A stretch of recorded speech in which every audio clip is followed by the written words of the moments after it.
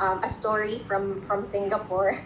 I don't know how to start honestly, but just to give you an idea, I'm actually in Davao City right now, which is in the southern part of the Philippines, and it's the hometown of the president of the Philippines, and we have an existing branch here in Davao City. So here in Davao City, there's actually a curfew. It's from 6 p.m. until 6 a.m. Which mean and right now I'm actually outside the house because I had to act. I have to. I need to have an access to a more stable internet connection. That is why I have to be out of the hotel and be at home before 6 p.m. Okay, because if not, um, violators will be put to jail, literally. Okay, so thank you so much for having me here.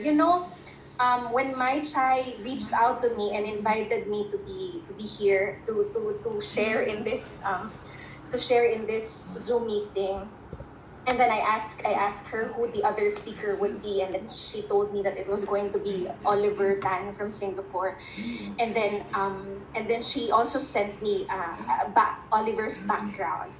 And upon reading all the achievements, like I was just like, whoa, this person, I mean, he's not just coming from Singapore, but he's also coming from an I would say an affluent, or well, how to say affluent, like a rich part or a high end part of Singapore.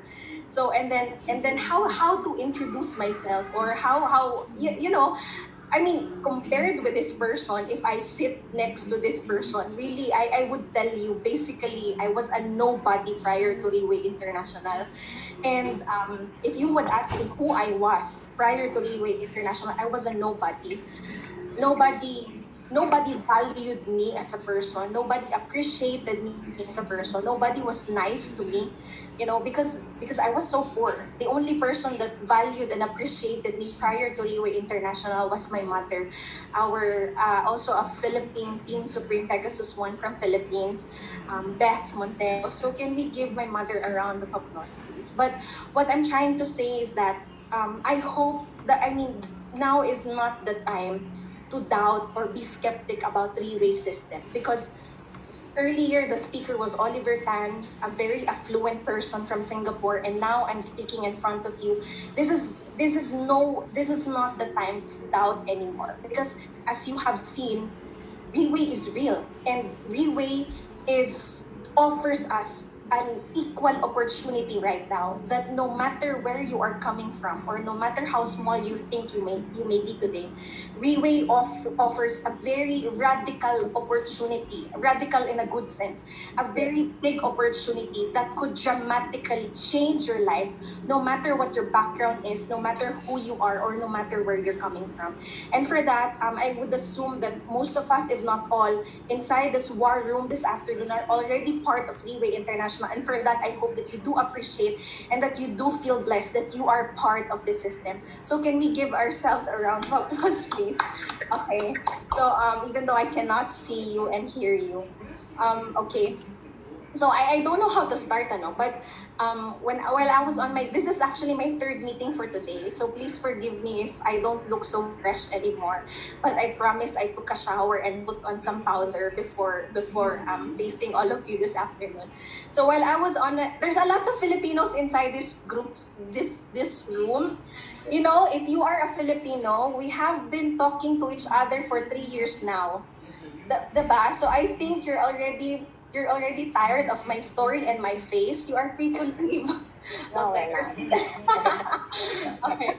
So I don't know how it is in Singapore. I don't know how it is in Malaysia or in other parts of the globe, but in the Philippines, it's really very bad right now. Bad in the sense that people are literally going hungry every day. Here in Davao City, there is this one local radio station. I don't know if you guys still listen to the radio, but there's this one local radio station. And then every day, they would accommodate calls from this particular city. and the calls would be non-stop from morning until evening. They would be accommodating calls from coming from locals who would be asking for help, appealing for help. There would be a mother asking for money or for food, because literally at that very moment they no longer have anything to eat, or that they no longer have any food to prepare. When the night comes, there would be moms asking for milk for their small kids. There would be wives asking for medicine, and for what do you call this, for diabetes. Yeah, medicine for their very sick and dying husbands, and it's really very tragic. And a lot of people are appealing for insulin. Yeah, insulin. Thank you so much. A lot of people are really appealing for help, because literally they don't have anything to eat anymore. They don't have anything to feed themselves, because in the Philippines, more than half of the population, they earn on a daily basis, which means that we call it in Tagalog, isang kahig, isang tuka. So if they do not work on that particularly, literally they wouldn't have anything to put on their table. And it would really break your heart, and it would break your heart. You see a lot of people complaining online, crying online, pleading for help, because they're in a very much desperate situation right now. And as much as we would love to help all these people, we cannot sustain helping each and every person that's asking for food right now. But the thing is that one thing that I have realized is that I have appreciated and valued Relay International even more, because just to let you know, and I'll be very honest with you, if I was not part of Freeway International, I would probably one of those people who would be pleading and asking for food right now, if it's not for Freeway International. And it's not only but I do believe that a lot of Filipino associates are also very blessed, because they are part of Freeway International. A lot of Filipinos have actually are being spared from hunger. A lot of Filipinos are being spared from very much desperate situations, and it's all because we are part of Freeway International. So can we give Freeway International a round of applause, please? I would always tell the team, I would always tell my associates that that that God has really positioned us, in that God has put us that God has positioned us in a better place, that in that way today we will not be part of those who are very much desperate, but we are part of Freeway International. We have been placed here because we are part of the solution. Am I right? Okay. So just to start, I'd like to. I was asked to share my journey actually, and again, I have been sharing my journey for like 3 years now, but then I'm just very much privileged to be here. Although we are miles and miles apart from each other, although we are separated right now, we haven't we have not felt this interconnected, and thanks to the power of online meetings. Okay, I'd like to show you a picture.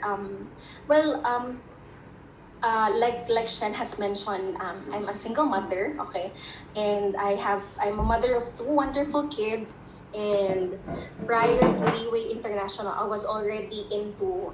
I have already joined, different MLM platforms, different network marketing companies. I started when I was at the age of 18, and I joined MLM. It's not because I was enticed. It's not because I found it beautiful. Initially, when I joined network marketing, it was because there was no place else to go. Okay, it's like it was the only option for me. Or it was MLM in the Philippines. There's this very negative perception that the people who do MLM in the Philippines are those people who don't have any place to go. So that's how a lot of people view MLM. And for me, when I was 18, I had two kids at a very early age, and it was only MLM that welcomed people like me.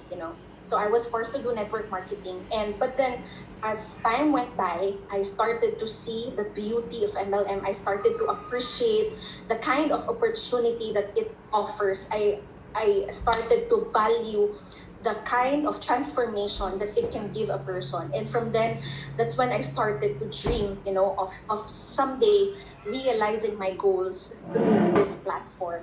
And I don't know why. Maybe I was just really forced to focus in network marketing because I graduated in 2013. That's like 6 years ago. I graduated from college 6 years ago, and never was I never was I accepted in any job. Okay, I don't know why. I am not that bad academically.